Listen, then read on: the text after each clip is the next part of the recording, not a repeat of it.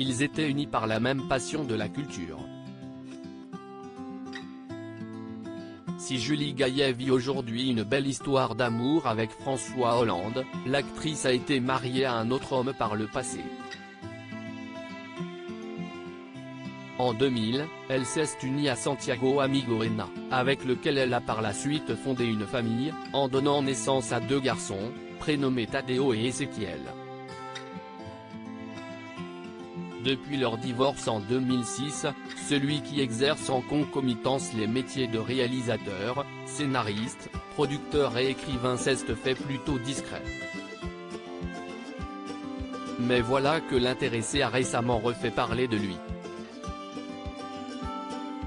L'ex-mari de Julie Gaillet a en effet écrit la pièce Tango y Tango, dans laquelle s'illustre notamment l'actrice Rebecca Marder, qui se joue sur la scène du théâtre du Rond-Point à Paris. Dans le dossier de presse consacré à ce spectacle, le scénariste a raconté la genèse de ce projet. L'histoire qui m'est apparue est simple. C'est celle d'un danseur qui ne danse plus, qui, se croyant proche de la fin, va découvrir, par la grâce d'une rencontre, qu'il n'en est peut-être qu'au début. C'est une histoire simple et peu originale mais dans laquelle, j'espère, il y a la promesse de cette puissance qu'ont toutes les rencontres, celle d'inviter à faire un petit saut dans l'inconnu, a-t-il détaillé. Et d'ajouter, l'envie de ce spectacle, si est de faire exploser quelque chose.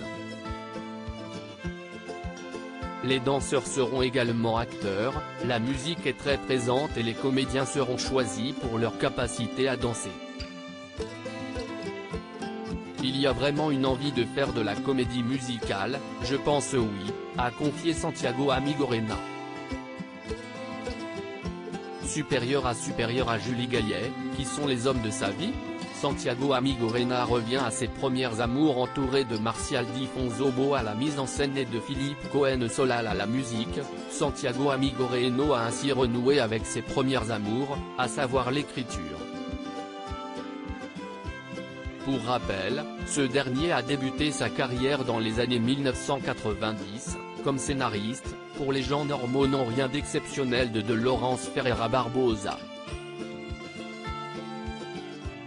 Il a ensuite collaboré avec d'autres réalisateurs, tels que Cédric Clapiche, grâce auquel il s'est fait connaître suite à l'écriture du scénario du Péril jeune, note de la rédaction, Agnès Merlet ou encore Jean-Pierre Limousin.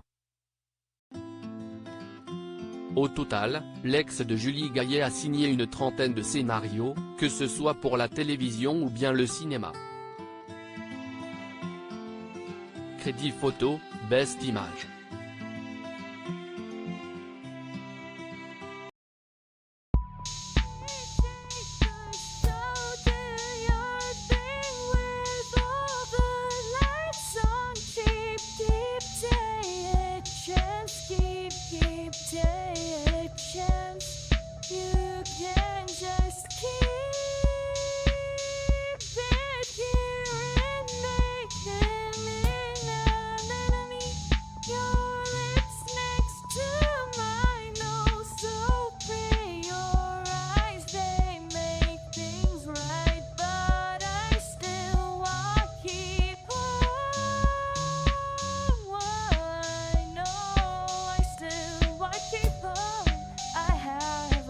Keep it apart.